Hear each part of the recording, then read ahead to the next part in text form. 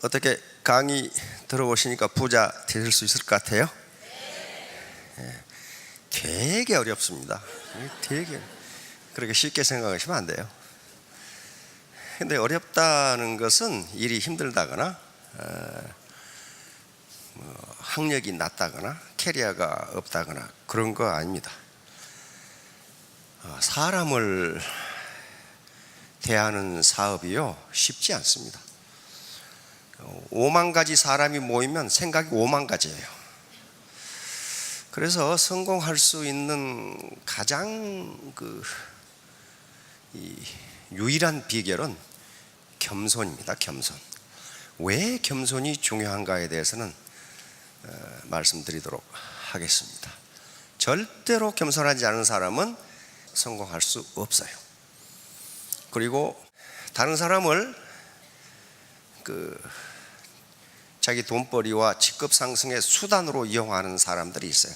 절대로 성공 못합니다. 성공해도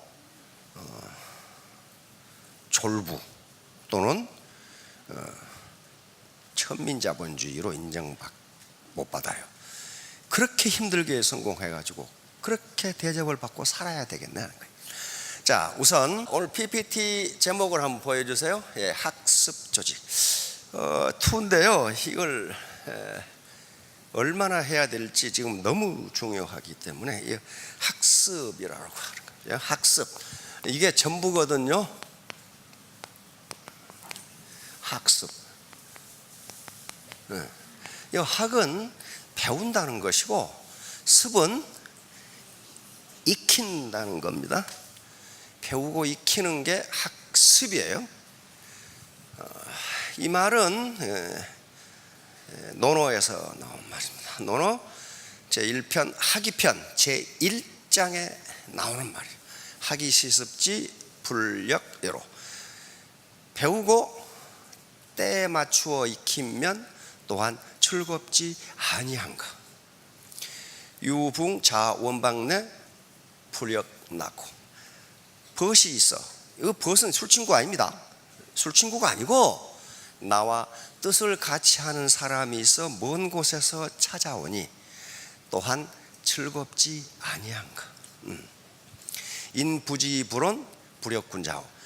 남들이 나를 알아주지 않아도 성내지 아니하니 군자가 아니겠는가. 알아주지 않는다고 썩내면 군자 아닙니다. 네가 어쩌다가 다단계를 하냐 그러면 네가 그럼 내 노후 책임질래? 그렇게 물으면 내가 왜? 그렇게 나오고 그 사람이 답변하잖아요. 지금 그 사람이 답변하잖아요.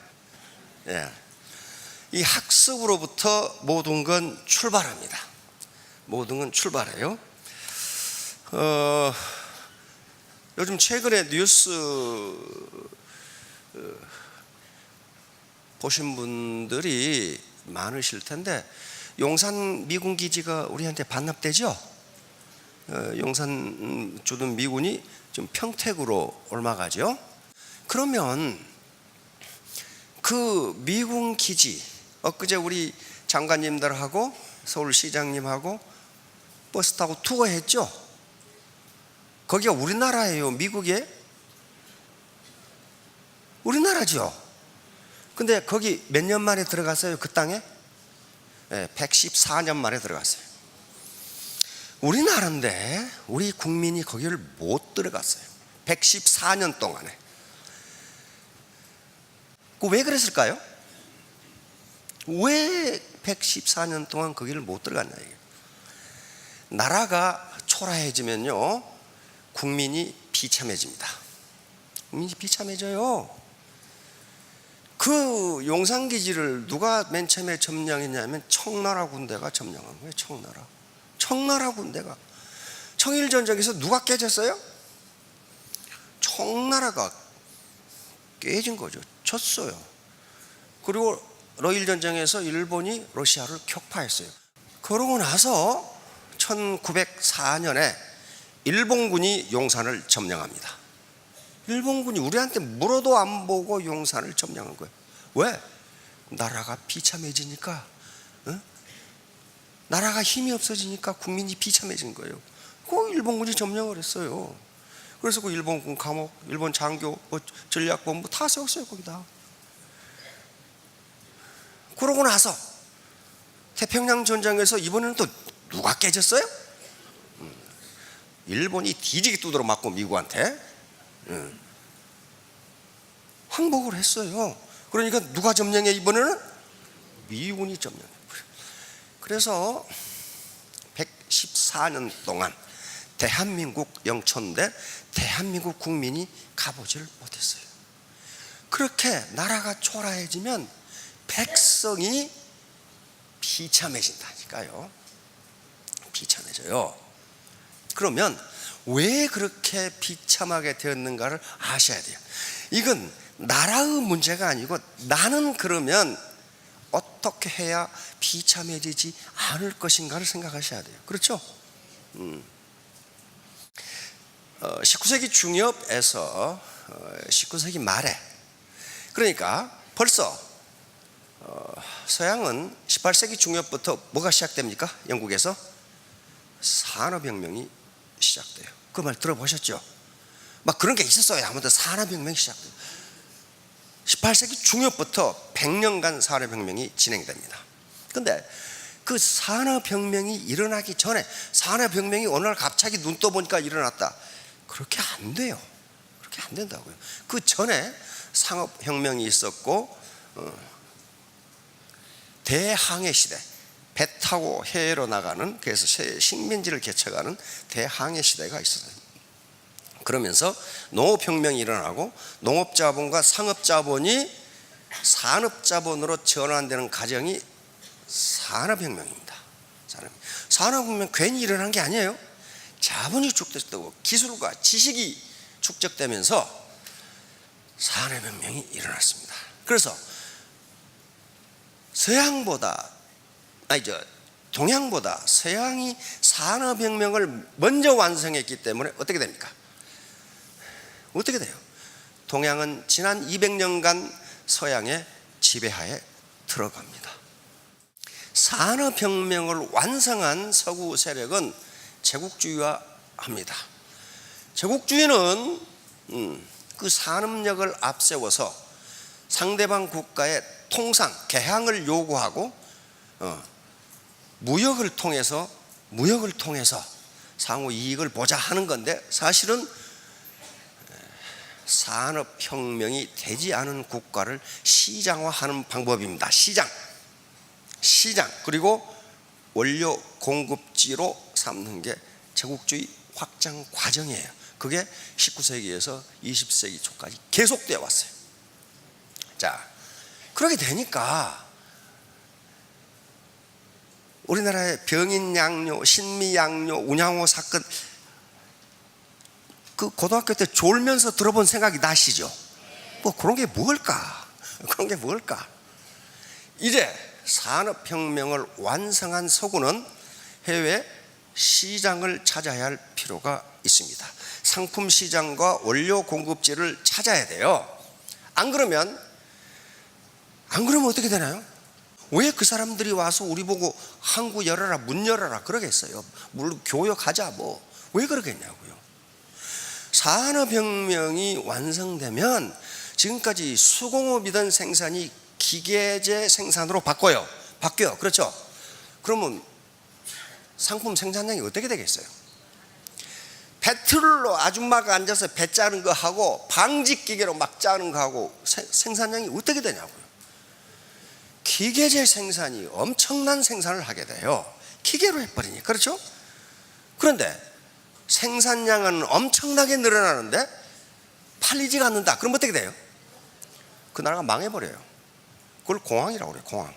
공황이 산업혁명을 완성하고 시장이 없으면요 반드시 공황이 찾아와요. 그걸 공황이 찾아와서 망해요. 그러면 동양을 보자. 이게 그거 놔두고 서양이 산업혁명을 완성하고 우리나라에 와서 강화도 사건, 운양호 사건, 신미양요, 병인양요 다 들어보셨죠? 프랑스 함대가 와서 강화도로 와가지고 통상하자, 조약을 맺자. 그러니까 우리는 어떻게 했어요? 대포를 쏘고 그래가지고 몽땅 쫓아내버렸죠. 자, 우리가 그러니까 일본의 지배를 받고 국민이 비참해지고 백성이 자유를 잃어버린 게 무엇 때문이냐는 거예요. 무엇 때문이냐? 산업혁명이 늦은 거예요. 산업혁명이 늦은 거라고. 그것 때문에 지금 서구가 서양이 동양을 200년간 지배하고 있는 거고 앞으로 몇 년간 더 지배할지를 모른다고. 늦었어. 산업혁명이 늦었어요. 3차 산업혁명까지는 산업혁명이 진행된다는 얘기도 누가 해준 놈이 없어. 근데 지금은 우리 마누라까지도 4차 산업혁명 그래. 그건 다보스 포럼이라는 데서 부자 클럽 있죠. 부자 클럽. 세계 0.001%만 참석하는 포럼이 있어요. 우리는 가고 싶어도 못 가요. 참가비 2천만 원. 연 소득 70억 불 이상. 세계 경제를 이끌어 부자 클럽이에요. 거기서 그걸 만든 슈밥이라는 사람이 지금 4차 산업혁명이 진행되고 있다. 그 말을 해버렸어요. 그래서 지금 난리 법석이야. 3차 산업혁명까지는 그런 게 진행되고 있는지 마는지 아무것도 몰랐어요. 그리고 진행되고 있는데 이미 미국은 앞서가고 있는데, 자, 그렇게 되니까 산업혁명에 뒤지면 어떻게 된다? 뒤진다 그 말이야. 그때는 산업혁명에 뒤지면 뒤져요. 우리가 이렇게 배우고 공부하고 학과 습을 한다는 것은 자신의 생존력을 높이는 거예요. 그리고 자유의 범위를 확대하는 겁니다. 내가 새로운 정보와 지식을 알고 그만한 소득이 있을 때 자유가 생기는 거지. 에? 어떻게 자유가 있냐? 내가 지금 간호사인데 내일 쉬고 싶어. 그 자유 있어요? 없어요. 자유 없어요. 항상 산업혁명에 뒤지면요, 누구한테선가 지배를 받아야 되고 종속을 당해야 되고 굴욕을 당해야 돼요. 그리고 그 자유폭이 훨씬 적어져 버려요. 자유가 없어진다고. 자유가. 그래서 우리가 배우고 공부하고 새로운 지식을 얻는 것은 내가 자유롭고 싶고 누구 압제를 받기 싫으니까 그렇게 하는 거예요. 그래서 겸손해야 된다. 계속 새로운 지식과 정보를 받아들이지 않으면 누구 밑에서 일하거나 자유폭이 훨씬 적어집니다. 지금 4차 산업혁명이 진행된다고 이 난리 법석인데 나하고 무슨 상관? 그렇지가 않아요. 그렇지가 않다고요. 벌써 경제학자들이 1980년대부터 앞으로는 한계비용, 그 경제학 용어인데요. 한계비용, 마지널 코스트. 한계비용이 가격이 되거든요. 가격이 돼요. 그럼 그렇고 한계비용이 제로인 사회가 올 것이다. 마지널 코스트가 제로가 된단 말이에요. 그때 경제학을 공부했던 저도, 야, 어떻게 한계비용이 제로가 되나? 그러면 한계비용이 제로가 되면 가격 경쟁력이 아니라 엉뚱한 생각, 창의성이 경쟁력이 되겠네? 그렇게만 생각했어요. 그런데 지금 한계비용이 제로인 소사이어티가 왔어요. 지금 애터미 사업을 하는데 요 스마트폰이 없으면 2천만 원 받아봐야 통신 비용으로 다 들어가고 없어. 그렇잖아요. 카톡 하는데 돈 얼마나 내세요? 미국에서 그 당시 한국으로 전화 한번 하려면요, 이놈아 빨리 끊어라, 전화비 나온다, 난리였죠. 응? 지금 보이스톡으로 공짜로 해버리잖아요. 한계 비용이 제로가 된 소사이어티가 와버렸어요. 이제 비용이 제로예요. 제로. 비용이 안 들어. 근데 점점 앞으로 AI가 나오면은, AI가 일상화되면은 한계 비용이 제로인 소사이어티가 와요. 이때 어떻게 할 것이냐는 문제예요. 이때. 어제 제가 이 거래하는 은행에 갔다 왔어요. 아이, 우리 동네 은행이 없어져 버렸어. 은행 지점이. 거기서 통장을 발급받고 이 모바일 그 앱을 만들어놨는데 그 지점이 없어져 버렸어. 그래서 다른 동네 이제 지점으로 갔어. 아이, 거기 갔더니 말이지, 은행 사무실은 넓은데 사람이 5명 앉아 있어. 쾌한이 없어. 그 일을 처리해 준 그 여자 과장이 그래. 그래서 저도 불안해 죽겠어요. 나 언제 쫓겨날지 몰라요. 그러고 있더라고. 옛날에 은행은 그게 완전히 철밥통 아니에요. 그 여자 과장이 그래. 그 왜 쫓겨나요? 그랬더니 아니, AI가 다 들어오면 나도 쫓겨날 것 같은데요. 그런데 그 모바일 앱을 하는데 수수료가 없어. 수수료가 없어. 또 한 개 병 제로예요. 병이 제로야. 그러면 어떻게 앞으로 이 경쟁사에 살 것이냐? 그건 자기가 창의성을 개발할 수밖에 없어요. 영감이라고 그래. 영감이라고 그래. 영감. 그래서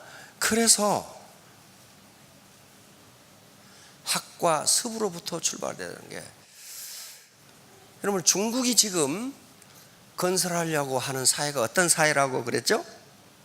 혹시 신문에서 보시는 대동사회라고 하는 사회입니다. 대동사회. 그래서 이것을 대동사회, 이것을 2050년까지 대동사회를 만들겠다. 지금 사회, 이보다 한 단계 낮은 사회를 소강사회라고 그러는데, 소강사회. 시진핑이 중국은 소강사회에 접어들었다고 이야기합니다. 이보다 한 단계 낮은 사회를 온포사회라고 그러는데, 이건 배부르고 등 따신 사회다, 그 말이에요. 자, 등소평이 1978년에 개혁개방을 시작합니다. 그래서 이렇게 하면, 개혁개방을 하면은 적어도 등 따시고 배부르게 먹을 수는 있다. 내가 이렇게 해주겠다. 이게 온포사회. 따뜻한 온자, 배부를 포자, 먹고 살게 해주겠다. 이것을 2020년까지 완성하겠다. 2021년부터 2040년까지는 소강사회를 만들겠다. 그리고 2050년까지 대동사회를 만들겠다. 그게 약속이에요. 중국 국민들의 약속이에요. 근데 어때요? 개혁개방에서 이게 해결이 됐지요. 그런데 이제 이쯤 와가지고 소강사회에 접어들었다고 이야기합니다. 소강사회라는 건 뭐냐면은 가정 단위로 건강하고 행복하게 살 수 있는 단계까지 왔다. 앞으로 2050년 되면 대동사회를 만들. 대동사회는 가족 단위가 아니고 전 국민이 이기주의를 버리고 똑같이 평등하게 건강하게 문화를 누리면서 똑같이 잘 사는 사회를 만들겠다. 이게 대동사회예요. 대동사회. 이건 등소평이 만드는 게 아니고 공자가 쓴 예운편 제1장에 있는 말이에요. 그러니까 그걸 따다가 이 사회를 만들겠다고 하는 거예요. 이 사회를 만들겠다. 자, 여기서 이제 결론적으로 말하면, 국가가 어떻건 내 산업혁명을 하지 않으면 나는 누군가에게 종속돼야 되고 내 자유폭이 엄청나게 좁아진다. 그래서 새로운 지식과 새로운 정보를 받아들이라는 거예요. 자, 3년 후 5년 후에 모두 로얄 마스터 되시기 바랍니다. 예, 감사합니다.